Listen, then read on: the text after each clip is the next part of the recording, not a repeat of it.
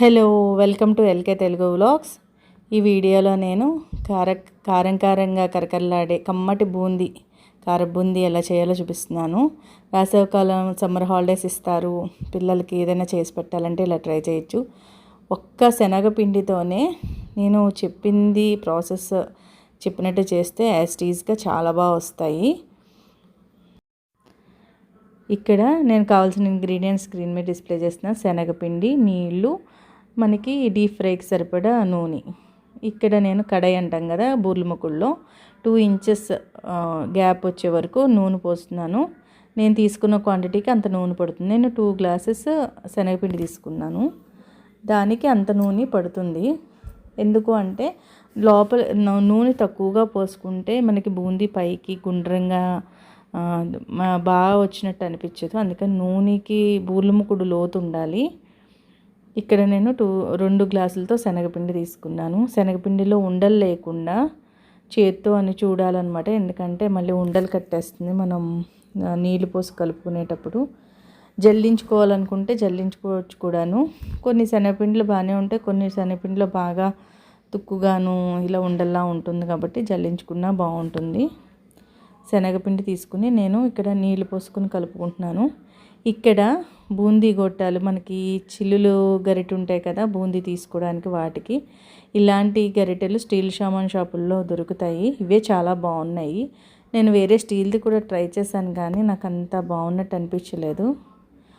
ఇక్కడ నేను పిండి కలిపే విధానమే మనకి ఇక్కడ మెయిన్.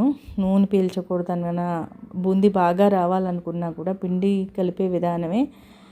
బాగా పల్చగా కలపకూడదు, అలాగని గట్టిగా కలపకూడదు. సమానంగా పోసుకుంటూ ఇలా మనం ఇలా వేస్తే గరిటెలో వేసినప్పుడు పిండి మనకి బూందీలా పడుతుందా లేదా, అలాగని ఎక్కువగా పల్చగా అయిందనుకోండి అది మళ్ళీ బూందీ నూనె లాగేస్తుంది, మనకి గుండ్రంగా కూడా షేప్ రాదు, మిఠాయి షేపు బూందీ షేప్ రాదు. ఇక్కడ నేను వేస్తుంటే చూడండి నూనెలో ఎలా పడుతుంది, అందుకని మీకు సైడ్ నుంచి వీడియో తీశాను. మనకి నూనె హైలో ఉండాలి, మనకి ఫ్లేమ్ అయితే హైలో ఉండాలి. బూర్ల ముకుడు పెట్టిన స్టవ్ ఫ్లేము, ఎందుకు అంటే వేడి మీద అది లేకపోతే మనకి గుండ్రంగా రాదనమాట. కారం బూందీ చక్కగా గుండ్రంగా గుల్లగా అలా రాదు. అందుకని హైలోనే ఉండాలి బూందీ వేసేటప్పుడు. ఇలా ఒక్కసారి మనం గరిటెతో చిల్లులు గరిటెలో పోసుకోవాలి, పోసుకుంటే ఇలా పడుతూ ఉంటుంది. చూద్దరు కానీ అదంతా కూడా నేను ఇందులో ప్రాసెస్ చూపిస్తున్నాను. ఒక్క 5 మినిట్స్, ఎక్కువసేపు కూడా పట్టదు, ఎందుకంటే హైలో ఉంటుంది కదా, హైలో ఉంటుంది. మనకి నూనె ఎక్కువ కూడా ఉంది కాబట్టి ఒకేసారి అంతా వేగిపోతాయి.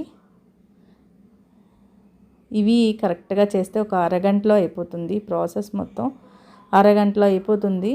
మనం ఇప్పుడు పిల్లలు ఇంట్లో ఉన్నప్పుడు కానీ పెద్దవాళ్ళు ఎవరైనా వస్తున్నారన్న గెస్ట్లో అవన్నీ గవ్వ చేసేయచ్చు కూడాను, వెరైటీగా కూడా ఉంటుంది. మనకి ఇక్కడ శనగపిండి ఒక్కటే తీసుకున్నాం, మనం నీళ్ళు పోసుకుని కలుపుకునే విధానం ఒక్కటే. చూడండి ఇక్కడ బూందీ గుండ్రంగా వచ్చింది. బాగా రంగు రాకూడదు, ఎందుకంటే అది తీసాక మళ్ళీ రంగు మారి మాడు వాసన వస్తాయి. చక్కగా పసుపు రంగులో ఉండగా ఇంకొంచెం అలా ఉండగా వాటిని బూందీని తీసేయాలి బయటికి. ఇలా చిల్లులు గరిటెలో వేసుకోవాలి. చూడండి అస్తమానం ఇలా కలుపుతూ ఉండాలి, ఎందుకు అంటే మనకి అడుక్కి చిక్కగా పైన పలచగా నీళ్లు తేరుతూ ఉంటుంది. అందుకని మనం వేసుకునేటప్పుడు ప్రతి గరిటి కూడా ఇలా కలుపుకుని మనం బూందీ గరిటెలోకి వేసుకోవాలి. నేను ఆల్రెడీ ఒక వీడియో చేశాను, అందులో కూడా చెప్పాను. మళ్ళీ ఎంతమంది అది చూసి ట్రై చేశారు అన్నది నాకు కామెంట్స్ రూపంలో, లైక్స్ రూపంలో తప్పకుండా చెప్పండి. ఇది మనం ఫస్ట్ టైం చేసుకునేటప్పుడు చిన్న గ్లాస్, కాఫీ గ్లాస్ అంటాం కదా, అలా చేసుకోవాలి. ఎప్పుడు ఎక్కువ క్వాంటిటీ చేస్తే రాకపోతే ఇబ్బంది పడతాము, తక్కువ క్వాంటిటీ. కానీ ఒక 2-3 టైమ్స్ ట్రై చేస్తే తప్పకుండా వస్తుంది. ఇక్కడ చూడండి గుండ్రంగా వచ్చింది బూందీ అంతాను. ఇప్పుడు వెంటనే తీసేయాలి, బాగా కలర్ చేంజ్ అవ్వకూడదు, అయితే ఏంటంటే మాడిపోతాయి, ఇంకా వేడికి ఇంకా రంగు మారుతుంది అనమాట. ఇలా నెమ్మదిగా ఒక గరిటెతో బూందీ గరిటెలో వేసుకుంటూ ఇలా మనం కొట్టడం అంటాం కదా, బూందీ గట్టిని ఇలా కొడితే అందులోంచి డ్రాప్స్ కింద పడుతుంది. అది రౌండ్గా పడతాయి అన్నమాట. అందులో ఎంత నూనెకి ఇప్పుడు కొంచెం వేయించుకున్నాక నూనె తగ్గుతుంది. అప్పుడు మనం ఇంకా క్వాంటిటీ తగ్గించాలి, వేసే క్వాంటిటీ తగ్గించాలి. ఫస్ట్ మనం వేసేటప్పుడు నేను చూసాను 2 గరిటెలు వేసాను, 2 గరిటెల బూందీ పట్టింది.